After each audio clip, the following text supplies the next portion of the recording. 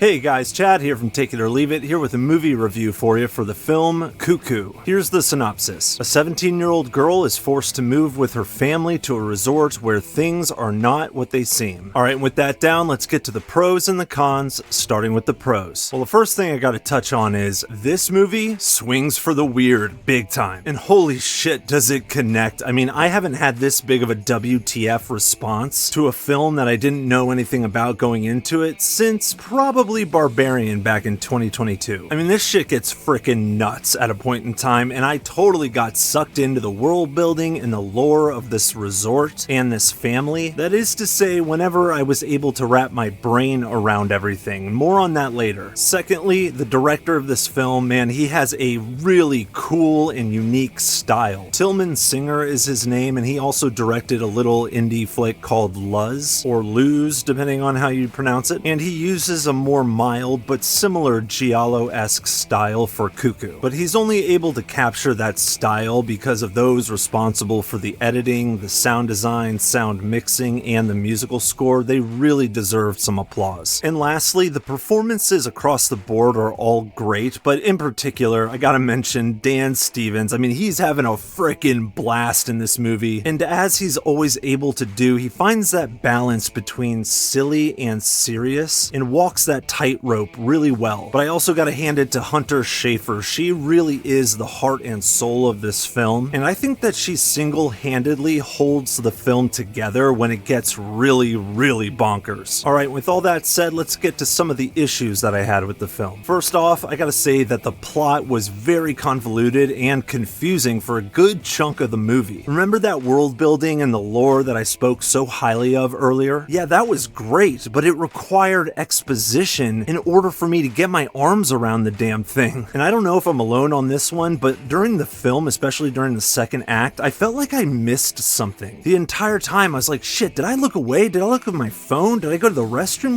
What happened? What did I miss? Like, who's doing what to preserve who now? What?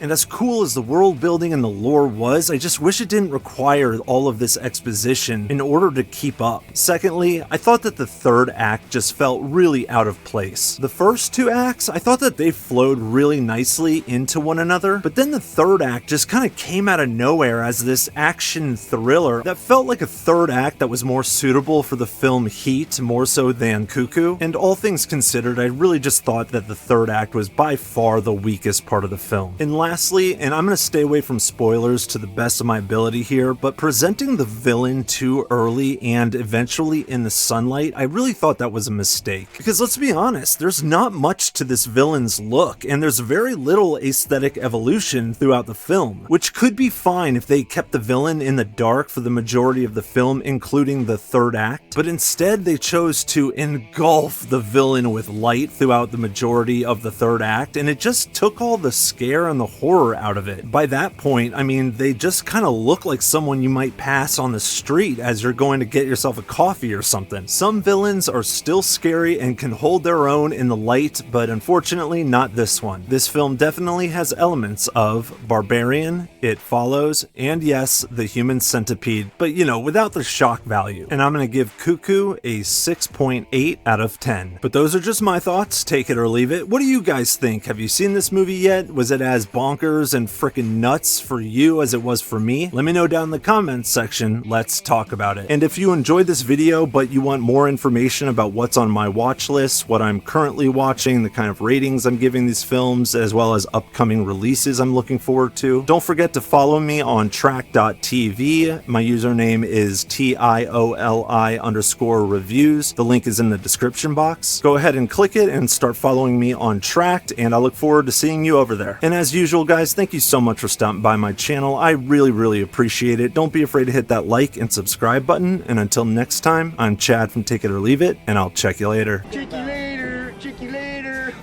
Hey, man, get off my case. Oh, man. Chicks don't want to hear that shit.